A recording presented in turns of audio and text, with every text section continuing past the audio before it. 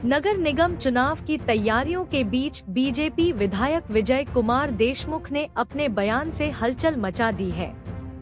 उन्होंने कहा, पुराने कार्यकर्ताओं को डरने की जरूरत नहीं।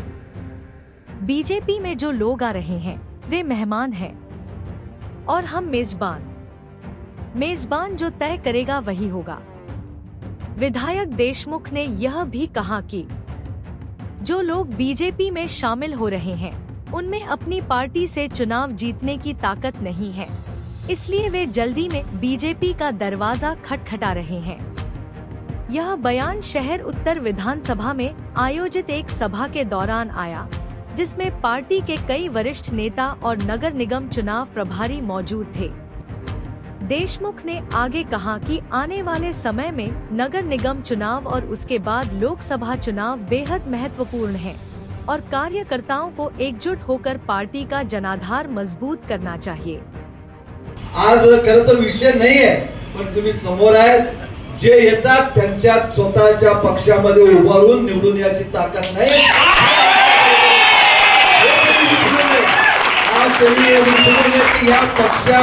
या पक्षामध्ये येतात आणि तुम्ही जर करता त्यांना निवडून आणल्यावर हे कार्यकर्ते निवडून पण आणतील, पण त्यांनी इथे येऊन उभा मारू नये। कोणीतरी इव्हन आलेला माणूस इथं ते होस्ट म्हणून येणार आहेत, गेस्ट म्हणून येणार आहे, हे होस्ट आम्ही आहोत या सगळ्या पक्षाचं। हे तुम्ही कार्यकर्ते घाबरू नये।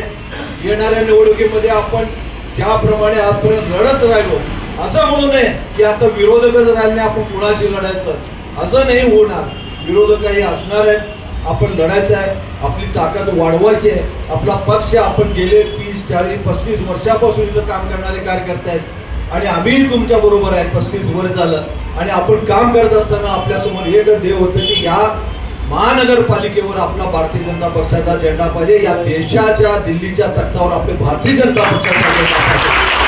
येणाऱ्या तुम्हाला सांगतो केवळ आपली महानगरपालिका विधानसभा महत्वाची नाही आहे, त्याहून महत्वाची लोकसभा आहे। ज्या लोकसभेच्या आपल्याला सातत्याने वाटते की आपण स्वबळावर दिल्लीच्या तख्तावर आपला झेंडा लागायला पाहिजे, तरच आपलं ध्येय पूर्ण होणार आहे। आपल्या पंतप्रधानाला मोकळ्यापणाने काम करता येणार। म्हणून तुमच्या सगळ्यांचं मी आभार मानतो।